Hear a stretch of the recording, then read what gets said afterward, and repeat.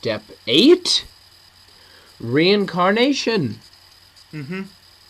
You were most likely a serf or a peasant or some sort of menial existence thereof, because some people are concerned, not so much concerned, but convinced that they were royalty or they were in the court of some king. But that's the top percent of a percent of a percent of a percent of all the people who have ever lived in history. And if you were reincarnated, you were probably a nobody. You were probably born and forgotten. In fact, you were probably not even of an age to talk yet, because of infant death. It was so high before medical technology recently, because you would die of whatever disease you had.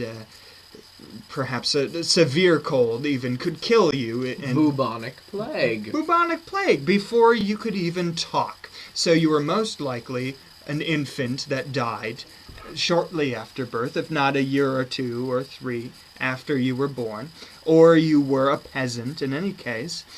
And of course, I gotta pull a quote. I have to pull a quote. I can't wait.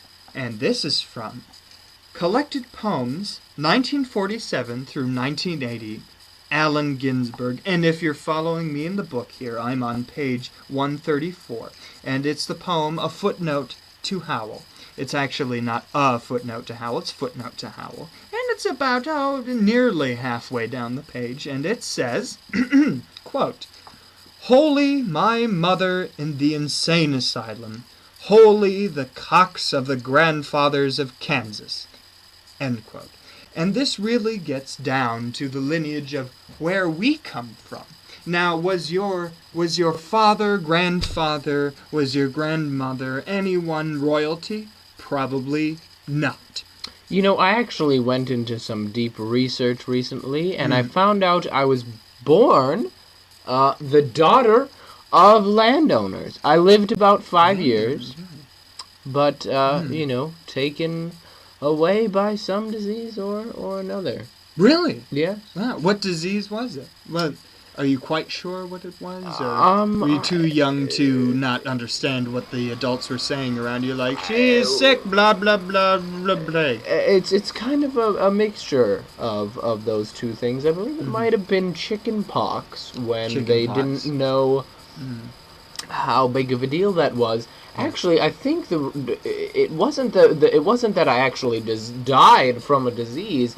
It was more that I had these spots all over my body, and they said, "Look at her! Look at her! Look at her! She's got spots all over her.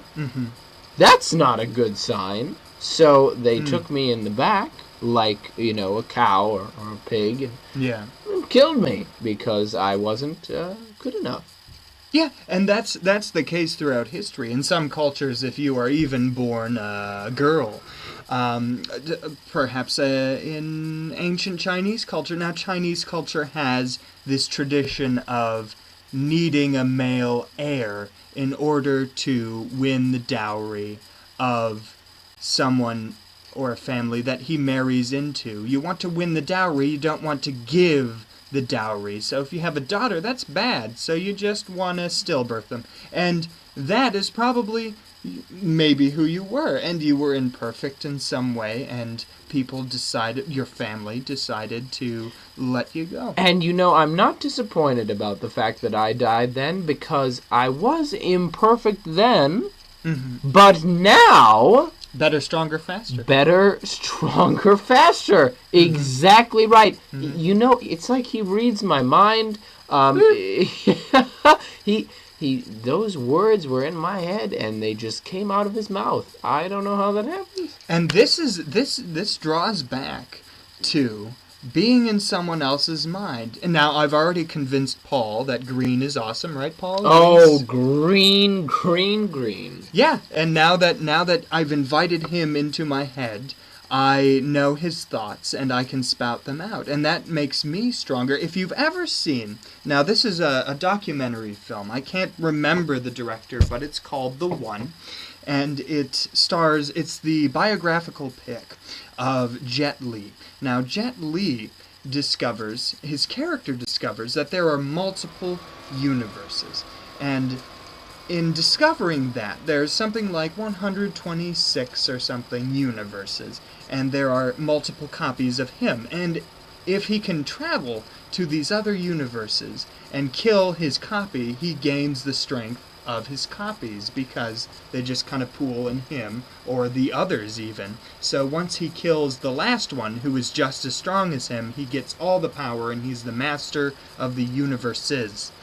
And it's a very interesting documentary, and I highly recommend that you see it, because that gets to the point of gaining the power of others. Now, since I've invited Paul into my head, and now I know all of his thoughts, and I am now able to gain his strength. I don't have to rip his chest open, and I don't have to eat his heart. I just have to talk to him. And I'm very thankful for that. Yeah, and you know, and so am I, because now I can lift weights that are heavier because I've gained your strength. I don't need to eat as much because when you eat, I have eaten. And I just have a better existence for it. And this is how you, as a person, can develop as a stronger person. And once you do that, you'll look around you. You'll see the flowers, you'll smell them, you'll look up at the sun, you'll look away from the sun because your eyes start burning a little bit. But, of course, I don't burn as much because I'm stronger, because I have Paul's energy. Also, investing in sunglasses is usually a good choice. And I won't need them once I gain enough people's strength, you know. But right now I do need sunglasses. That's absolutely right. Correct, yeah. And you totally carry that into your next life. You carry all of that energy into the next person you were, like the point you were making, Paul, with being a better person now, because the weak version of you was killed off, and now you're the stronger for it. Now, you can gain that in this life by gaining other people's strength, by inviting them and enticing them. Like, here's the carrot, come into my mind, come in, yes, be quite comfortable. I have your strength now. And that's exactly what it sounds like. Exactly. And you carry it into the next life. And that is the essence of reincarnation.